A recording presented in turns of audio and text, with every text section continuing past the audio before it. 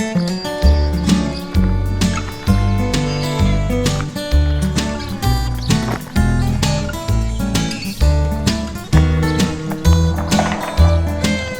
to week 19. I can't believe we're coming down the home stretch. We do have some traditions that Mimi and I adhere to in October, and certain recipes we cook in some form or fashion. And this week, it's waffle week. You don't see any here, but we make them out of winter squash, which is what this is, and apples, and a lot of other good things. And we have been making these for about 6 years. This year, we really stepped up our game since Ken's gotten to be a master at sourdough, and we have rejiggered that whole recipe so that it's now sourdough based, and I can tell you right now, it's really good. So we'll get to that later on. In the box this week, we have mustard salad green array here. Don't forget to soak it in a little bit of salt water because somebody already crawled out, but it's lovely and fresh. And I think this week we're going to serve this with some beets. I'm just going to boil them and slip the skins off and then marinate them in a Dijon honey vinaigrette, a Dijon mustard honey vinaigrette, and then serve that on the salad with along with some goat cheese, something pretty simple. Let's see what else. Purple cabbage. That's the jewel this week. We're going to take about 2 pounds of that cabbage and shred it up with one of these big onions, and I'll probably use 2 of the apples, and we'll use butter as the base. We'll saute the onion and add the apple, put the cabbage on top, put a little bit more water in the pan, and cook that down with some apple cider vinegar. If you've got apple juice, that's good too, but you could just use water, salt and pepper, and cook that for about 45 to 50 minutes. And then we're going to serve that with grilled sausage. So that's a real fall kind of meal to enjoy. We have red radicchio this week, and he's lovely. And I think this week I want to grill it. I've never grilled it before. I have tasted it in restaurants, and I thought, well, I can do that. I'm going to cut it in half this way so I have a flat face to put on the grill.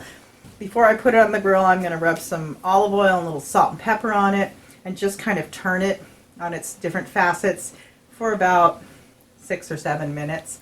And then I have a balsamic vinegar reduction, which just means I took good balsamic vinegar, slowly cooked it down until it's like a syrup. I'll show you that later on too.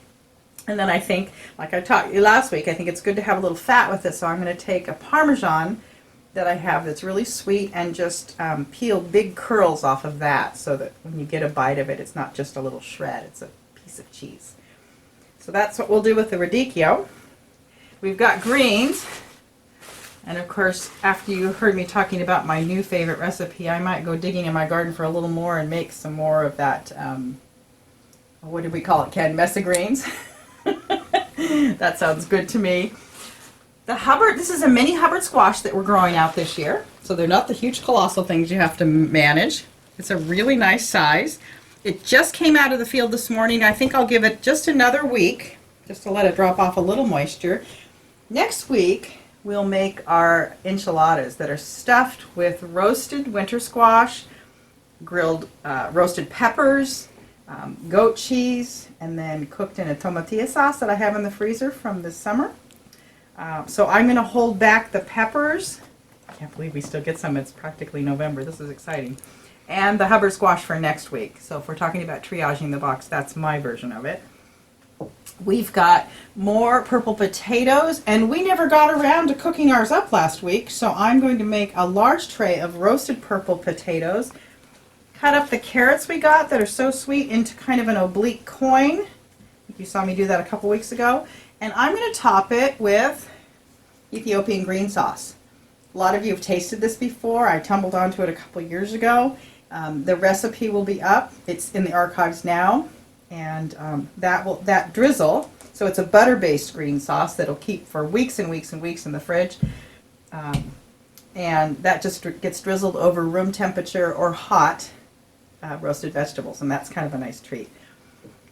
I can't believe, look what we got, Ken. More celeriac. Oh, and we really fell in love with the puree. It is kind of a special fall treat now, so I think we'll just do that again. Don't have to reinvent the wheel. And then some lovely baby kohlrabi. Look at these guys. We might just have those for crunch, along with some diced up apples. That sounds like good lunch food to me. So that's the tour of what we've got in the box. Some form or fashion of this will show up depending on the size of the box you have. And we'll get to work in the kitchen. See you there.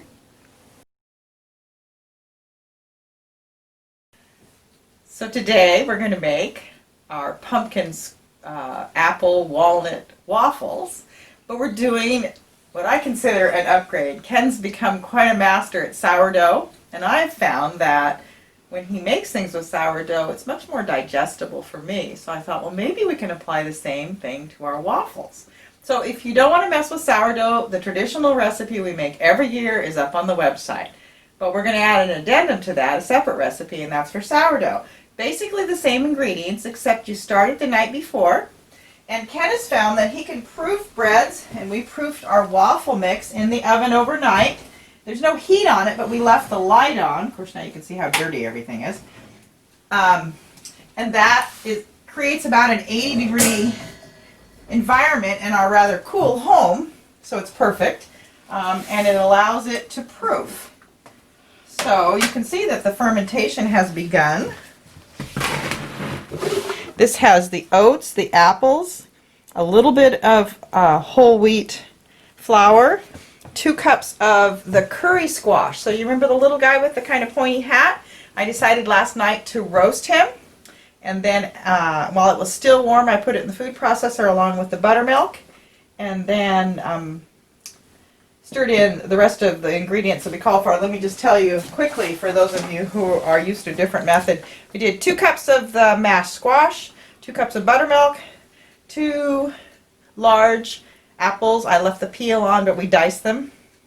And then, of course, butter. And this is a cube of butter that we have melted and then cooled. Not so cool that it's then again solid again, but just cool enough so that we don't create too much heat in this mixture. And then a half a cup of Ken's sourdough, refreshed sourdough mix. So that sat in the oven overnight. And we're going to add, the recipe says 6 or 7 eggs. This is 7 eggs. You don't want to proof that overnight, you just grow bacteria. That wouldn't be good. Right now we're using the good bacteria to pre-digest a lot of the grains. And now we'll add the eggs. I held back a little bit of buttermilk if I think that this might need a little thinning. And I'll tell you why a little bit later when it comes to characteristics of different winter squash. But the only thing that needs to go into the eggs now will be salt. And what did we decide, Ken? It is baking powder. So we'll be back in a minute. So I sifted the baking powder through a screen because sometimes baking powder has clumps in it, and added that on top of this fermented sourdough squash combination, and then I poured the eggs and the salt on top of that. I need to get it mixed together. We're going to make one waffle and see if it doesn't need to be thin just a little bit. We'll see how it does. Sure smells good. You can really smell the apples.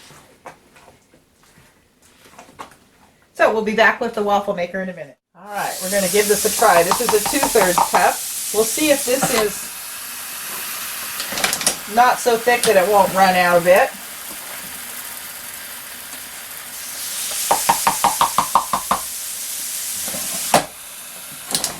All right, we'll wait for the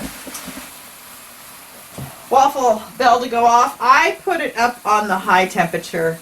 I want it to be crisp, and it needs a lot of cooking time because this is a really dense waffle. It's much more substantial. It's not going to spike your blood sugar. Did you notice there's no white sugar? There's no sugar in there except the sugars that exist in the apple and the squash. So it's a very satisfying meal, and you can make it savory and use our sausage gravy like we have done in years past. This year we're going to make a fruit compote for a little treat and serve it alongside maple syrup mixed up in whole fat yogurt for a change. So that would be a pretty substantial meal there. So the timer has gone off on my waffle maker. Let's see if it worked. Ooh, it looks to me like it did. I like to take them off like this and kind of toss them back and forth to get the moisture off of them. It smells good. And I'm going to put it on a cookie rack over here, Ken, just to give it a minute. Now, these are a fair amount of effort, so when we make them, we always make enough to put in the freezer, and these freeze brilliantly. And you can take a frozen waffle, put it in a cast iron skillet with just a little bit of butter, and retoast it, and it'll be just like fresh. So we can serve this with fruit compote and top it with a dollop of yogurt that's got real maple syrup stirred into it for a lovely breakfast, or dinner for that matter. So I'll leave the rest of the waffle making to Ken. Ken and I want to show you something. This just went off. These are much lighter and fluffier than our traditional recipe. And let me show you by cracking it open. I don't know if you can see the air holes in there. Here especially, it's noticeable, and you get this nice crust on it. I think they're superior to the original recipe, though if you don't want to mess with sourdough, the other ones are great too. They're just a little heavier. So here's our pile of sourdough waffles that we made this morning. They're nice and cool now. I wanted to remind you that yes, they are a fair amount of effort to make, but they freeze brilliantly. And all you've got to do is rub a cast iron pan with a little teeny bit of butter, warm up that pan first, and then put the butter on it, and then just take one of the frozen waffles and set it on top at a very low temperature, and then flip it over for another couple minutes. It'll crisp and defrost all at the same time. So it's homemade, ready to go waffles. This is a fruit compote that I made, and maybe from my years of serving a pile of breakfast to a ton of kids, I'm always looking for ways that things don't have to spill. Sticky's not my favorite. So this is you can see there are apples and pears in here. What I did was I melted some butter and then took my zester and took quite a bit of zest off of a large orange. Let that bloom in the butter.